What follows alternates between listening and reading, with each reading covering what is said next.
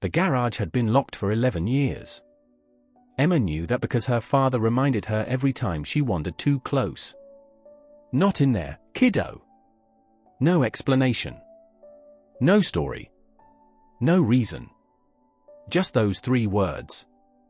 And then, one rainy afternoon, Emma came home from school to find the garage door half open. For a moment, she thought her father had forgotten to close it. Then she noticed something stranger. The lights inside were on. And someone had been there recently. The concrete floor was clean. The workbench was organized. Almost as if the room wasn't abandoned at all. Emma hesitated. Then she stepped inside. What she found would force her to question everything she thought she knew about her father. Welcome to Kindness Valley, where hope is born in the darkest moments. Michael Carter had spent the last 11 years raising his daughter alone. He worked at a small auto repair shop on the edge of town. The pay wasn't great. The hours were long. But every morning before sunrise, he was there. And every night, no matter how exhausted he was, he came home with a smile for Emma. To most people, Michael looked ordinary. A hard-working single father doing his best. But there were things nobody understood. Like why he never took vacations. Why he drove the same rusted truck. Why he worked weekends. And most of all, why he never spoke about the garage. Emma slowly walked deeper into the room. It wasn't filled with junk. It wasn't a workshop. At least not the way she expected. Along one wall stood dozens of wooden shelves. And on those shelves sat hundreds of handcrafted toys. Wooden trains. Toy airplanes. Dollhouses. Rocking horses. Every piece looked professionally made. Emma stared in disbelief. Her father had never mentioned any of this. Then she noticed a notebook. It lay open on the workbench. The page showed dates. Orders. Addresses. Amounts of money. And at the bottom of one page, a sentence written in her father's handwriting. 3 more payments before Lily's surgery. Emma frowned. Who was Lily? Before she could read further, a voice came from behind her. Emma. She turned. Her father stood frozen in the doorway. His face had gone pale. For a long moment, neither moved. Then Emma quietly held up the notebook. Who's Lily? Michael looked down. And for the first time in years, he didn't have an answer ready. That night, neither of them spoke much during dinner. Emma could see something weighing on him. Finally, after washing the dishes, Michael sat across from her. The garage wasn't supposed to be a secret forever. Emma waited. Michael took a slow breath. Then he began. 8 years earlier, a little girl named Lily had come into the repair shop with her mother. Lily suffered from a serious heart condition. The family couldn't afford all the medical expenses. Michael remembered seeing fear in that mother's eyes. The same fear he'd seen in his own when his wife became sick. So he helped. At first, it was small things. Fixing their car for free.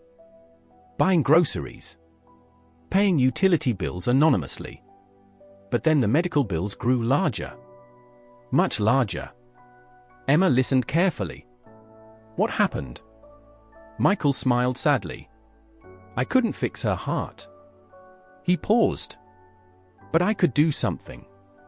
He pointed toward the garage. Years ago, before becoming a mechanic, Michael had learned woodworking from his father. As a hobby, he began making toys. 1 toy became 2. 2 became 20. Eventually people started buying them online. Every night after Emma went to sleep, Michael worked in the garage. Not for himself. For families like Lily's. Emma stared at the shelves again. Hundreds of toys. Hundreds of late nights. How many children? She asked softly. Michael looked away. I stopped counting. The answer stayed with her. But 2 days later, another surprise arrived. At school, Emma's teacher assigned a community project. Students had to interview someone who made a difference in the town. Most kids chose firefighters, doctors, police officers.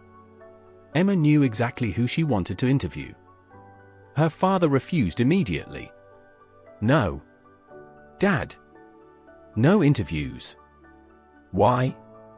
Michael looked uncomfortable. Because helping people isn't supposed to be about attention. But Emma wasn't giving up. Eventually he agreed. Reluctantly. The following week, Emma presented her project. She spoke about the garage. About the toys. About Lily. About families nobody knew were receiving help. The classroom fell silent. When she finished, even her teacher seemed emotional. What Emma didn't know was that one of the parents attending the presentation happened to be a local newspaper editor. 3 days later, the story appeared online. Michael was furious. He never wanted recognition. Never wanted attention. And certainly never wanted people talking about him. For 2 days he avoided phone calls, ignored messages, and kept working. Then something unexpected happened. People didn't start sending praise. They started sending stories. A father whose son had received one of the handmade trains years earlier. A mother whose daughter still slept with a wooden toy horse Michael had made during cancer treatment. A family whose electric bill had been anonymously paid. Story after story arrived. Many of them from people Michael barely remembered helping. One message stopped him cold. It came from Lily. Not the little girl he remembered. A 17-year-old young woman. Alive. Healthy. Preparing for college. Attached was a photograph. And beneath it, a note. You never knew this, but there were nights my mom cried because she didn't know how we'd survive. Then your toys started helping us. Thank you for giving us hope. Michael sat alone in the garage reading those words. And for the first time in years, he cried. Not because he wanted credit, but because he finally understood something. The people he'd helped had never forgotten. Weeks later, the town organized a small community fair. Nothing fancy. Just neighbors gathering together. When Michael arrived, he nearly turned around and left. A booth stood in the center of the park, filled with wooden toys. His wooden toys. Beside them hung dozens of photographs. Children. Families. Parents. People whose lives had crossed his in ways he never fully understood. Emma squeezed his hand. Then Lily stepped forward. Now taller. Older. Healthy. She handed him a small wooden box. Inside was a note. This time written by dozens of families. Every page contained messages of gratitude. Memories. Stories. Moments. The final page simply read, "You spent years helping strangers without asking for anything back. Today, we just wanted you to know it mattered." Michael couldn't speak.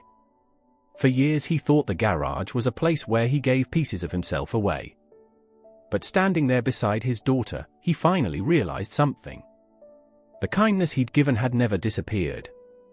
It had simply grown. And now it had found its way home. After that day, the garage door stayed open. Neighbors visited. Children stopped by to learn woodworking. Emma often worked beside her father on weekends. The room that had once been hidden became a place filled with laughter. And every time someone asked why Michael spent so many late nights in that garage, he finally had an answer. Because sometimes the smallest things can change a life. And thanks to one curious 11-year-old girl who opened a door she was never supposed to open, an entire community learned that lesson too. Thank you for watching Kindness Valley. Like, comment, and subscribe if you believe in kindness and second chances.